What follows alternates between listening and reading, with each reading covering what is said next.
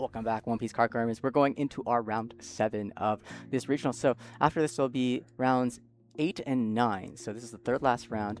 For a lot of people who are playing this far in the tournament, if you're still undefeated and it's your first time, you're thinking about a lot of stuff. You're like, wow, I've never gone this far undefeated. And you start to think about all the possibilities. And that's both exciting, but also kind of a curse. I remember, like, you start to think, oh no, if I lose everything. If I win, I could win more, and it's so much pressure. Yes, yeah. These are the wins that stick with you, and they're also the losses that stick with you. I remember every loss in clear, vivid detail when I was XO in a tournament, and they still haunt my nightmares.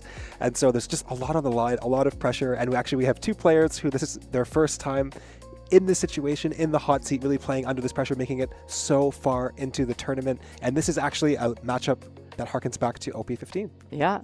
It's our Nami versus Lucy matchup, so historically Lucy favored, but there's still a lot of triggers. There's a lot of new cards for Nami. It's going to be very different. Lucy stays a lot the same, but we're going to hop right into this match right now and see how it goes. All right, so here we go. We have Sai going first here, playing Nami into Ereorr, playing Lucy. Sai did win dice roll, and he chose to go first, and Ereorr kept his hand while Sai did maul again. And it looks like Sai just passed it over to Ereorr, who is playing out Rebecca to search for a Dressrosa card. And we see two Rebeccas coming down. I guess that's why Ereorr kept that hand. Just a lot of searching power. Yeah, and we see a really great start because we have that 7-drop and Berry Pistol in hand. So you've got a really great opener here. You have a consistency. This is your favorite matchup. And yeah, but that being said, Sai has denied the 7-drop on curve, and that's one of the really powerful plays in this matchup. Yeah, and it's interesting because I believe before Nami would want to take second to drop the new gates, but I think in this new Nami build, it might be more preferable to take first. So I guess we're going to see how that plays out here, and that 8 is taken, and that will of course allow Sai to draw a card. Yeah, and 5-tap on Ereorr's side going in, so Sai's going to have to give a card, going to a 7k leader here, followed by a 4-down play on Ereorr's side, which is the 4-drop event. So we're going to see a draw 2, trash 1, followed by hopefully a 4-drop play like a Barto or maybe a Cavendish.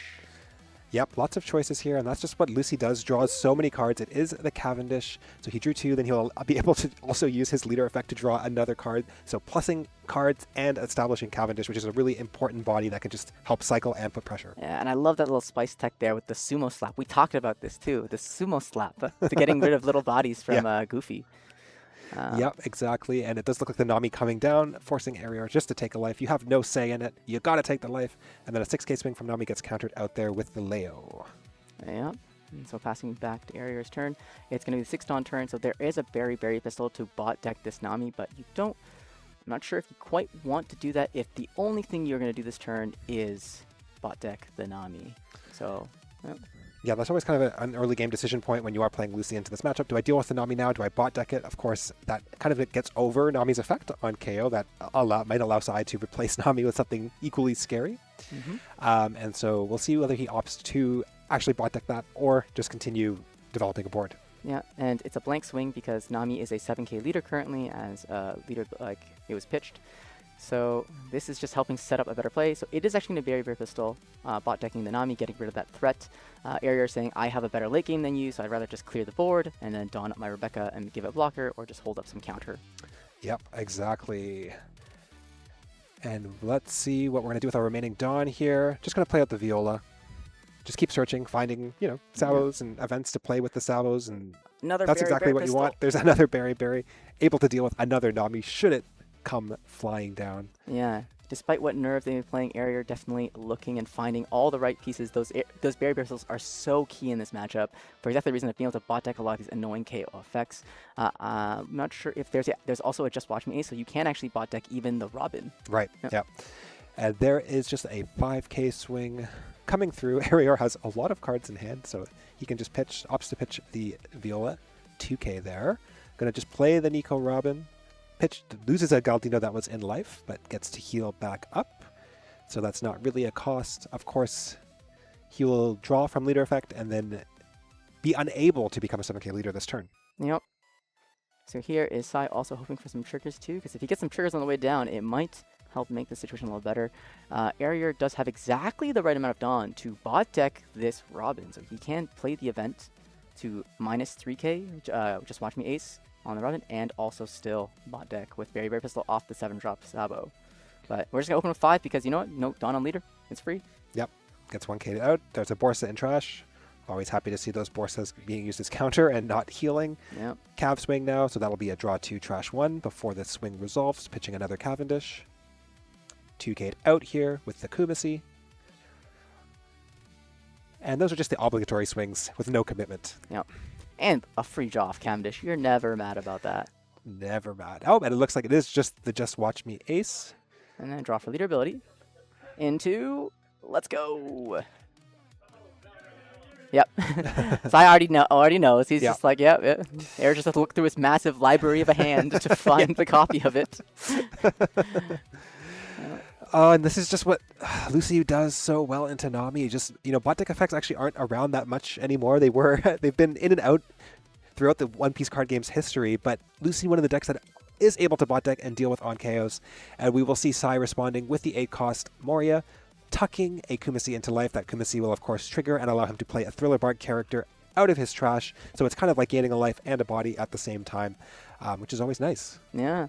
And here's kind of the state I expected from this matchup from before. This is one of the ways that I think you can do well as NAMI, is that you just play the biggest body you can and you just keep demanding removal, because eventually, you've used every copy of a certain card in Lucy's deck and you actually don't have any more copies of it. And then you just play towards that.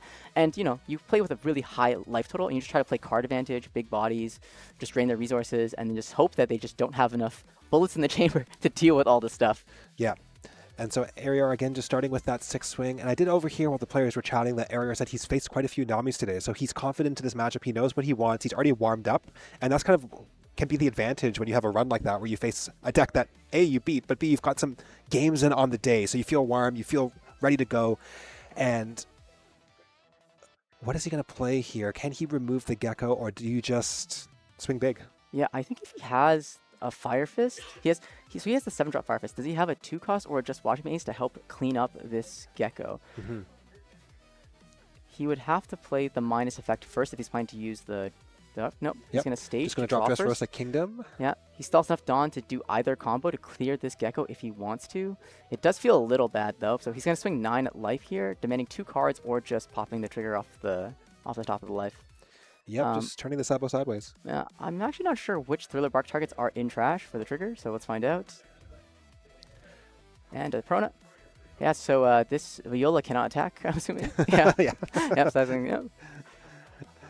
Yeah, just preventing Viola from doing any shenanigans here. Viola's a non-combatant right. in this arc. And she just gets replaced anyway with another Sabo with the Fire Fist. Speaking of combatants, the ultimate combatant. Yep. The Flame champion himself, Sabo, coming down. Yep, and we see one draw happen off of having played the event. No discard, obviously, for the KO because there's nothing that's 0. But AK Leader here. So AK Leader can swing into the Prona to clear it. Pretty good clear, but the question is, how do you deal with this Gecko? Or do you not? Because, it's going to be a 2K. It is a little annoying that it'll become a 10K again the following turn, though. So 8. Yeah.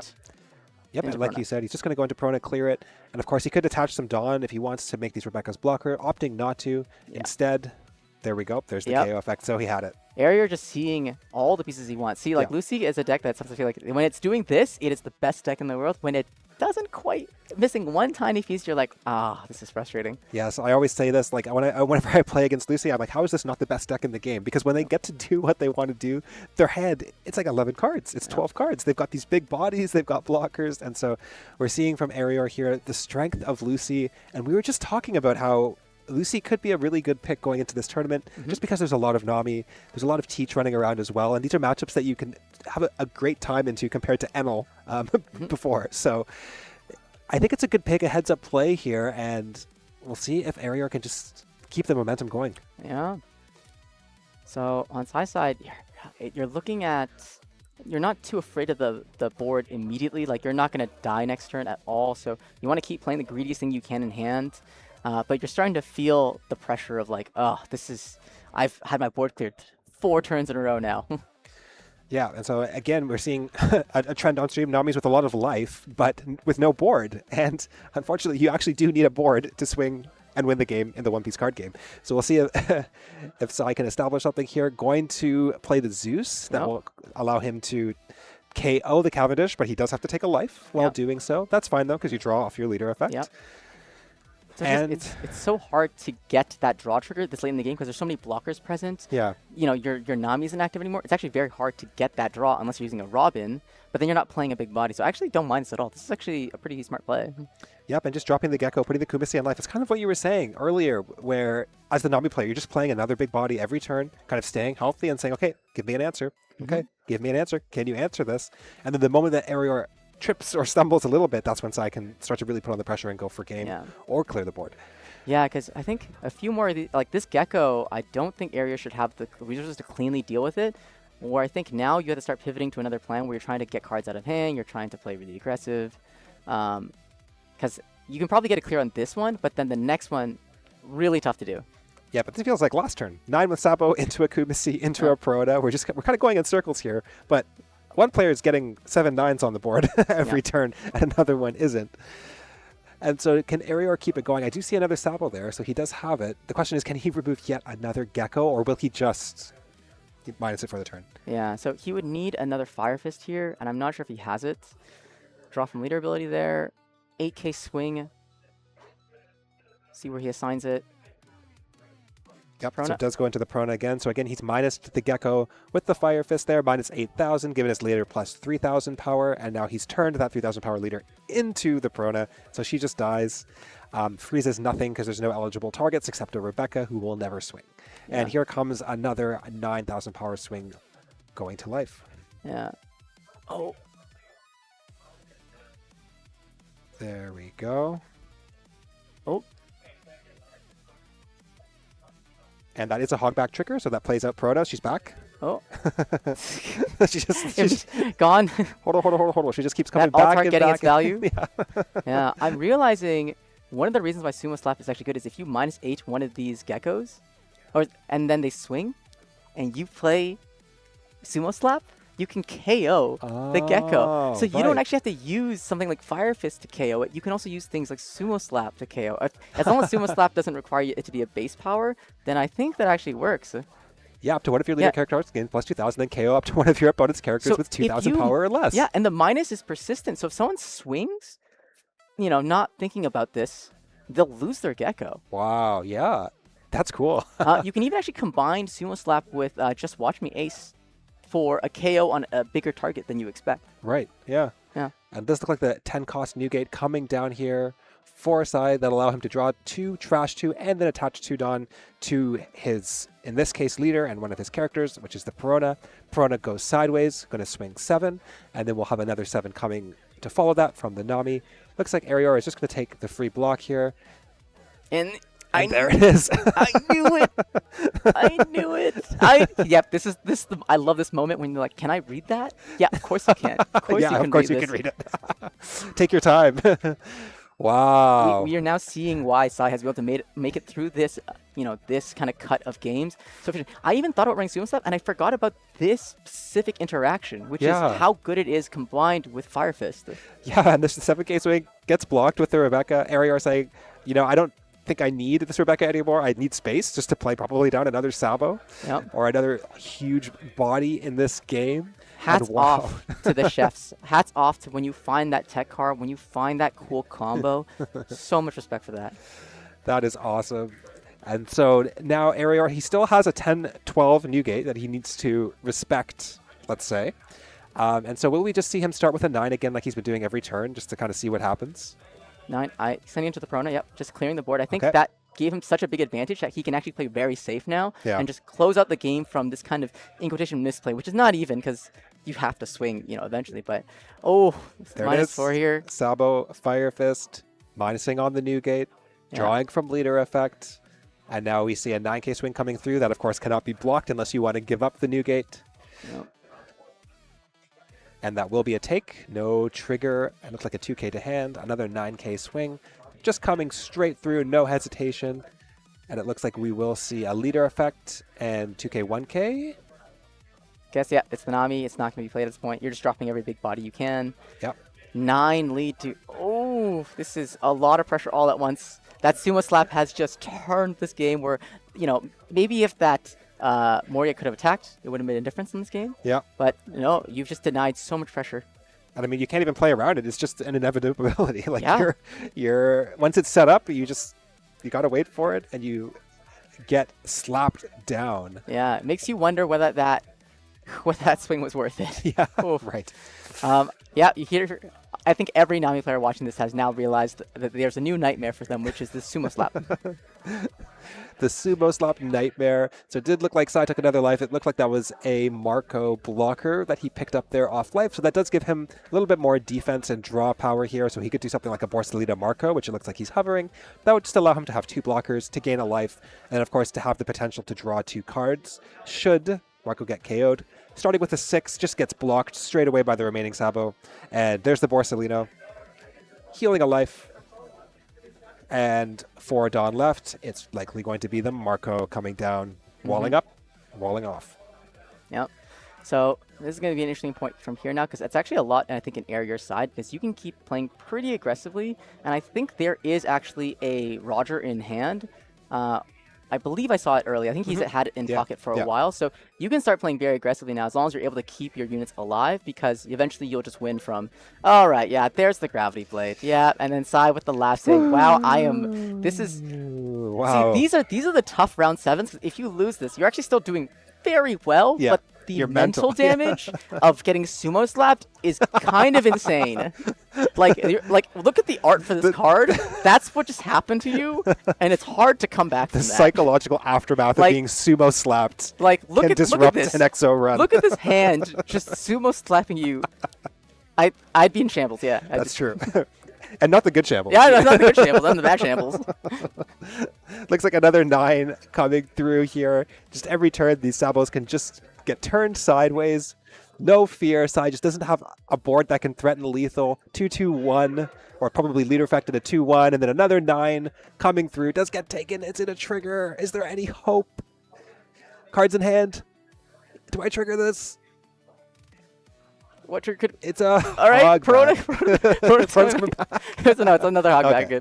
Good. All right. Finally, we've established, let's say, another Thriller Bark character engraved. That's not Perona. And it looks like an 8 swing coming through. Yeah. And just pitching 3 events. Oh, and that's perfect game. lethal. That is insane. that was gotta appreciate that. Ereorr with just some slice deck. I feel so happy. Like, I love seeing chefs do this kind of stuff.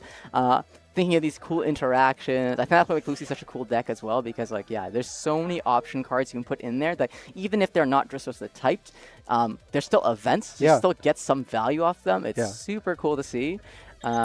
But yeah, Ereorr and Sai both great showing. I'm super proud of them making it this far. Obviously, they played very well to get the 7-0 point first time ever. Yeah. They should both feel very proud. And obviously, there's still 3 games left to go. So, no, 2 games left to go, right? 2 games left to go. So still lots to do. And I think no matter what you go from here, you're happy about your record. But yeah, Ereorr, despite nerves, performed extremely well there. Amazing. And very happy to have him here, and Sai as well. So Yeah. Good to see also the one remaining Lucy stay undefeated. Yeah, exactly. Yeah. And I mean, I'm sorry, Sai. I'm sorry, NAMI players, but that was cathartic. I mean, I was a Purple Anno player. I mean, NAMI has been just devastating me and devastating my life. I feel like I need a picture of... And so I just needed to see that. I feel better. I feel lighter. Yeah, I feel like, okay, wait. The weight is off. What is the best deck right now? No. Talk to the hand. Exactly. I feel like I need to get a picture taken just now of literally just I want that. Ereorr just doing this and then posting on Twitter. So we got more games coming very soon. I think everyone's just reporting their matches. So we're going to go find you the next match to show. But yeah, once again, it's myself, Vandal, casting alongside my friend Patrick Alto. But yeah, we'll be back with our next game very shortly.